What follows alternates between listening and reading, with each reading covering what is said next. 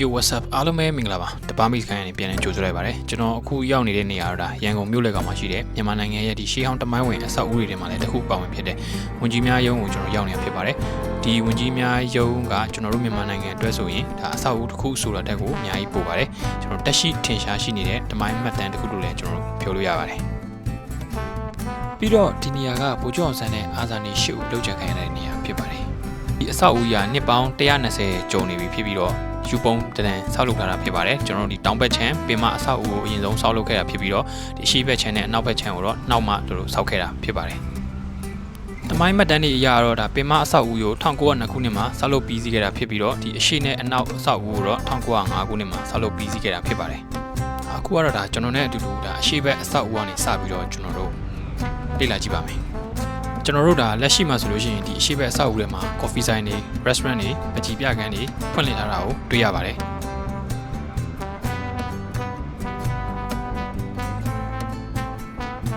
Okay ကျွန်တော်တို့ဒါပေါ်တက်ပြီးတော့နည်းနည်းလေ့လာကြည့်လိုက်အောင်ပေါ်မှာဘာတွေရှိလဲဆိုတော့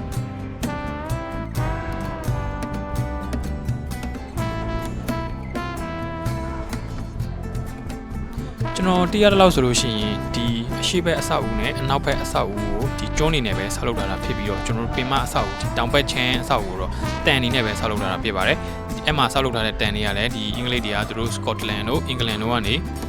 ယူလာပြီးတော့ဆောက်လုပ်ထားတာဖြစ်ပါတယ်။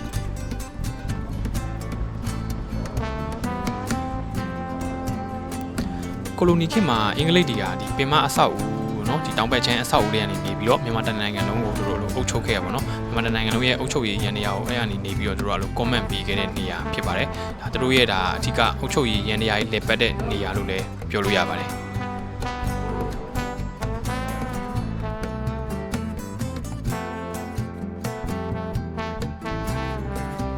ဒီအဆောက်အဦတွေကတစ်ခုနဲ့တစ်ခုဆက်နေတာဖြစ်ပြီးတော့ဒီအဆောက်အဦတွေရဲ့တောင်တိုင်းမှာတို့လေကားအသေးလေးရှိပါတယ်အဲလေကားအသေးလေးကနေစင်းအဆောက်အဦတစ်ခုနဲ့တစ်ခုကိုလို့ကိုတွားလို့ရပါတယ်ဒီဗိုလ်ချုပ်အောင်ဆန်းတို့ကိုလှုပ်ကြံတဲ့လူတွေကလည်းဒီလိုလေကားအသေးလေးတွေကနေတက်လာပြီးတော့လှုပ်ကြံတော့တာဖြစ်ပါတယ်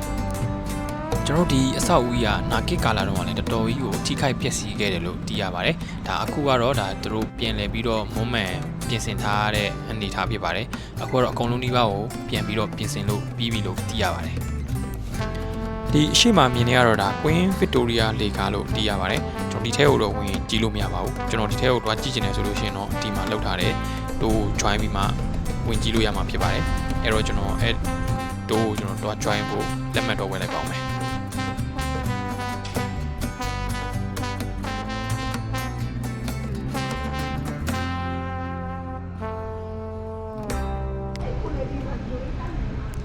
အခုမြင်နေရတော့ဒါအနောက်ဘက်ခြမ်းအဆောက်အုံဖြစ်ပါတယ်ကျွန်တော်ကအခုဒါအဆောက်အုံရဲ့အလေတက်တဲ့ကိုကျွန်တော်တွားနေရဖြစ်ပါတယ်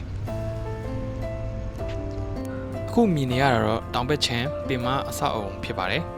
ဒီဟာကတော့အနောက်ဘက်ခြမ်းအဆောက်အုံဖြစ်ပါတယ်ကျွန်တော်တို့မြောက်ဘက်ခြမ်းမှာတော့အဆောက်အုံမရှိပါဘူးအခုမြင်နေရတော့ဒါလွတ်တော်အဆောက်အုံဖြစ်ပါတယ်ပြီးတော့ဒါကတော့အရှိဘက်ခြမ်းအဆောက်အုံဖြစ်ပါတယ်အကယ်၍တင်ကဒီဗီဒီယိုလေးကိုကြိုက်နေတယ်ဆိုလို့ရှိရင်like and share လေးလုပ်ပြီးတော့အားပေးခဲ့နိုင်ပါတယ်ပြီးတော့ကျွန်တော်ရဲ့ YouTube channel လေးကို subscribe လုပ်လေးလည်းလုပ်ထားခဲ့နိုင်ပါတယ် Facebook page လေးကိုလည်း like and follow လုပ်ထားခဲ့နိုင်ပါတယ်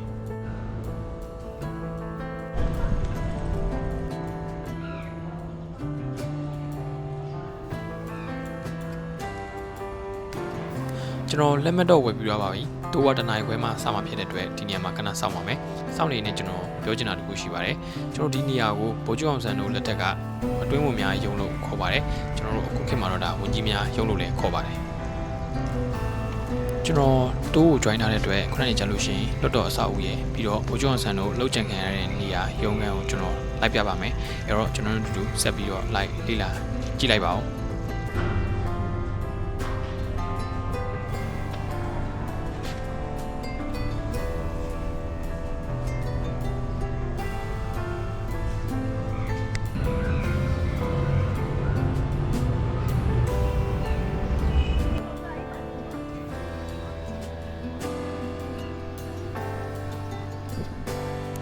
โอเคကျွန်တော်တို့မြန်မာနိုင်ငံရဲ့ပထမဦးဆုံးလွတ်တော်ကျင်းပခဲ့တဲ့တိုင်းပြူပြည်ပြူလွတ်တော်အဆောက်အဦကိုကျွန်တော်တို့လေ့လာကြည့်ပါမယ်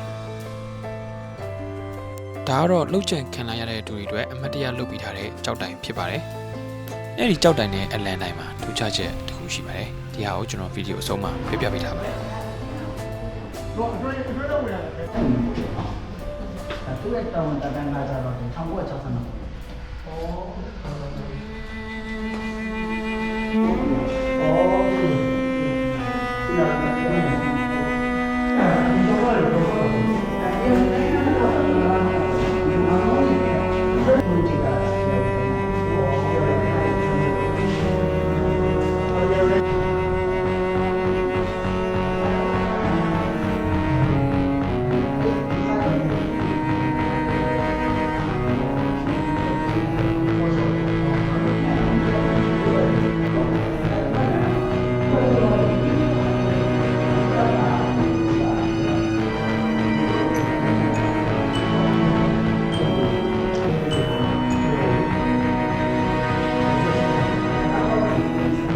ရုံမှာဒီလိုကြာတယ်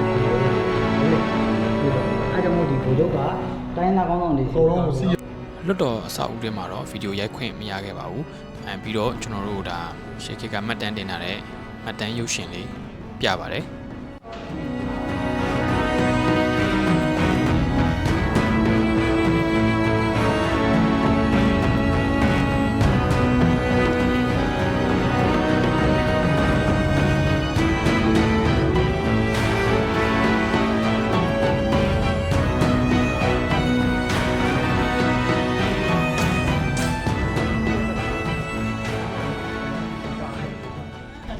ပူကျော်ဆန်တို့ကိုလှုပ်ကြံမဲ့လူ6ယောက်ကကားနဲ့ဒီနေရာကနေဝင်လာတာဖြစ်ပါတယ်ဒီနေရာတော့ဒါအနောက်ဘက်အဆောက်အုံရဲ့အပေါက်ဖြစ်ပါတယ်ဒီနေရာကနေသူတို့ကားနဲ့ဝင်လာပြီးတော့ဟိုဘက်ချမ်းကိုသူတို့ကားမောင်းသွားတာဖြစ်ပါတယ်အဲ့နားလေးမှာသူတို့လေကားအသေးလေးရှိအောင်နော်အဲ့လေကားကနေ၄ယောက်ကအပေါ်တက်ပြီးလှုပ်ကြံတာဖြစ်ပါတယ်ဒီနေရာမှာလာလှုပ်ကြံတဲ့လူတွေကိုတချို့က9ယောက်လာတယ်လို့ပြောတယ်တချို့က6ယောက်လာတယ်လို့ပြောတယ်ဘေဟာကအမှန်လဲဆိုတာကတော့ဒီလီကားတော့ဒါသူတို့အဆောက်အဦပေါ်တက်ဖို့အသုံးပြုခဲ့တဲ့လီကားဖြစ်ပါတယ်ဒီလီကားကနေသူတို့တက်လာပြီးတော့အစည်းအဝေးခန်းမတွေကိုတွားပြီးလှုပ်ကြံမှာဖြစ်ပါတယ်ဒါကတော့အစည်းအဝေးခန်းမကိုလာတဲ့လမ်းဖြစ်ပါတယ်ဒီလမ်းကနေလှုပ်ကြံတဲ့လူတွေကလာပြီးတော့အစည်းအဝေးခန်းမတွေကိုဝင်ပြီးတော့သူတို့လှုပ်ကြံတော့တာဖြစ်ပါတယ်၄ယောက်လာတာ2ယောက်ကအပြင်မှာစောင့်ပြီးတော့2ယောက်ကအထဲကိုဝင်ပြီးတော့တနက်နဲ့ပြစ်တော့တာဖြစ်ပါတယ်ဒီအစည်းအဝေးခန်းထဲမှာရှိနေကြတဲ့လူတွေကတော့ဗိုလ်ချုပ်အောင်ဆန်းတခင်မြဥပဝင်ဒီတုတ်ဥပချိုဥရာဆက်မန်ပါခိုင်မိုင်းပွန်စောပါကြီးဆက်ဆန်ထွန်းဥပကျန်ပျော်ပွဲဥမြဥအောင်ဆန်းဝေဦးအောင်မောင်တို့ဖြစ်ပါတယ်ဒီတနက်တမားတွေကဗိုလ်ချုပ်အောင်ဆန်းတို့ကိုလှုပ်ကြံပြီးအပြန်မှာဥရာဆက်ရဲ့ရုံခန်းရှိကိုရောက်တော့ဥရာဆက်ရဲ့ကိုရံတော့ရဲဘော်ကိုထွေးနဲ့တွေ့ပါတယ်ရဲဘော်ကိုထွေးကိုလည်းသူတို့ကတနက်နဲ့ပြစ်ပြီးတော့လီကားကနေသူတို့ကအဆင်းပြီးပြေးသွားပါတယ်ဒါကတော့တနက်တမားတွေဆင်းလာတဲ့လီကားဖြစ်ပါတယ်ပြီးတော့ကားဒီလီကားရင်းနာတိလာစောင့်နေပြီးတော့သူတို့လာတဲ့လမ်းတိုင်းပဲပြန်မောင်းထွက်သွားတာဖြစ်ပါတယ်ဒါကတော့အင်္ဂလိပ်တွေပထမအဆုံးရုံးထိုင်ခဲ့တဲ့နေရာဖြစ်ပါတယ်ဒီလီကားတော့ဒါ Queen Victoria လီကားဖြစ်ပါတယ်ဒီလီကားတစ်ခုလုံးကိုတန်နေနဲ့ပဲစောက်ထားတာဖြစ်ပါတယ်ဒီလီကားကြီးကတော့ဒါအင်္ဂလိပ်တွေပထမအဆုံးစောက်ခဲ့တဲ့ပေမအဆောက်အအုံမှာရှိတာဖြစ်ပါတယ်လုံးဝကိုလက်ရမြောက်တဲ့လေကားကြီးဖြစ်ပါတယ်။ဆိုင်လုံးကိုကြောက်အတွင်းထဲကိုကျုံသွားတာလေ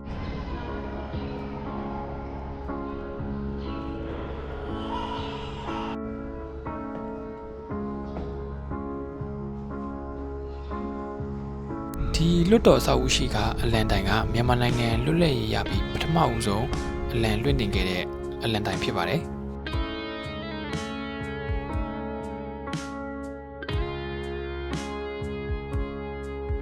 အဲ့တော့ကျွန်တော်ရဲ့ဝင်ကြီးများယုံတိုး vlog လေးကတော့ဒီလောက်ပါပဲအားလုံးကိုအဆုံးထိကြည့်ပြီးရတဲ့ကျေးဇူးများတင်ပါတယ်ကျွန်တော်တို့နောက်ဗီဒီယိုမှာပြန်တွေ့ရမယ် See you guys